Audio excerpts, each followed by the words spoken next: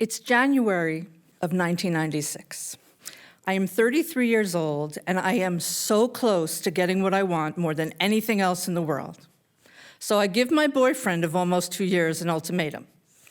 He's got to propose to me by my birthday in October, or we are through. Now, it's not just that my biological clock is ticking, although I'm in my mid-30s and it is getting quite loud. It's that I just don't have much faith in happily ever afters. Now, part of this I blame on my father, who left my mother after 33 years of marriage. But I also blame 7th grade. A boy passes me a note on a Friday afternoon asking me to be his girlfriend. No boy has shown any interest in me before, so of course the answer is going to be yes. But I still spend the entire weekend composing just the perfect note and the perfect response. And on Monday, I hand him the note. And over the next 3 days, he ignores me. But the next day, while I'm between classes in the hallways, one of his friends yells out to me, "Hey, Tracey, that note was just a joke.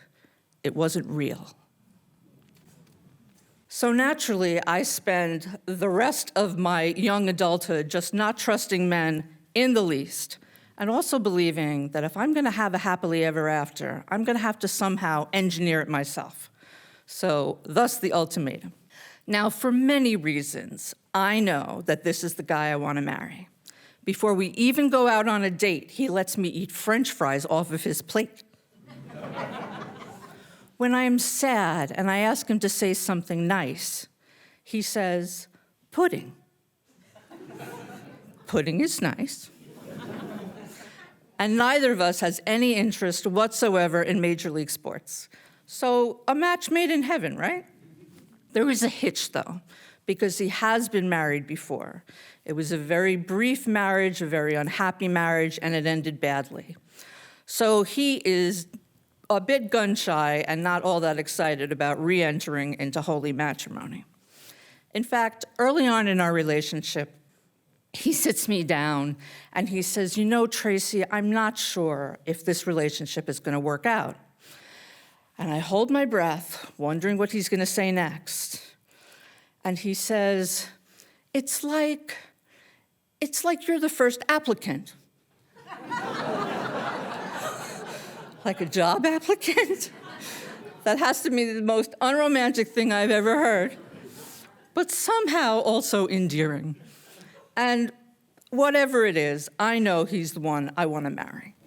So another thing you need to know about me is not only am I a control freak who is trying to engineer my own marriage proposal, but I am also a hopeless romantic, and I want it to be a surprise. I want a grand gesture. I want people all around watching me being proposed to. So yes, it's a tall order, but I have faith in him. He can do this. The next month is February. He makes plans for us to go out to a restaurant on Valentine's Day.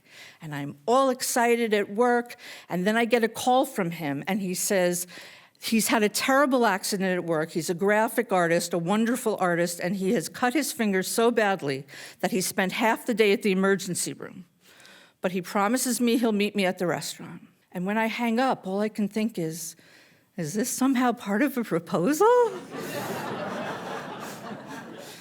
When I get to the restaurant, he is holding his bandaged finger up like this. The entire meal, he is grimacing in pain. But between the appetizers and the tiramisu, there's still a part of me that thinks he's going to ask me to marry him. It does not happen. Next month, it's March.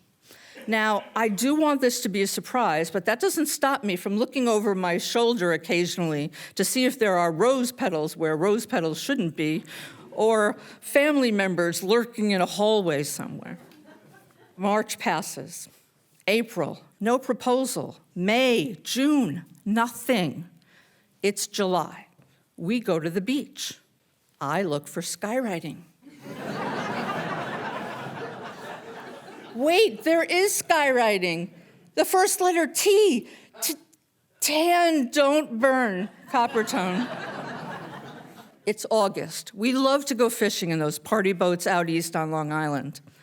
And I half expect him to pull a ring out of that flounder's mouth. He does not. Now it's September. What is he waiting for? Is he having second thoughts? What is going on? Finally, in October, he makes plans for us to go out to this very expensive restaurant in Greenwich Village that neither of us can afford on my birthday. So obviously he's going to propose. And this is what I'm thinking. Lame, boring, restaurant proposal, not what I asked for. And you know, I try to tell myself, Tracey, calm down. You are getting what you want. You are marrying the man you love.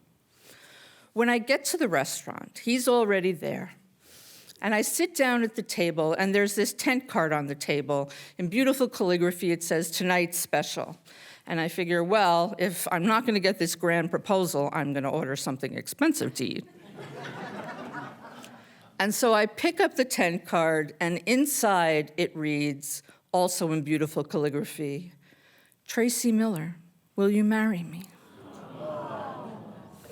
And I think, not bad. Not skywriting, but not bad. And I look over at this man who's looking at me across the table with love, who is asking me to spend the rest of my life with him. And this is the moment. This is the moment where I just let go of all my fears and insecurities, and I turn to him and I say, "No, you're doing it wrong. You need to get down on one knee." And so he gets down on one knee, and now he is pleading, "Tracey, will you marry me?" And before I say anything, I look all around me to see who else in the restaurant is watching me getting proposed to. And nobody notices. When I think back to that time, I kind of cringe at what a crazy woman I was. But you know, I also comfort myself with the knowledge that despite being the first and only applicant, I got the job. Thank you.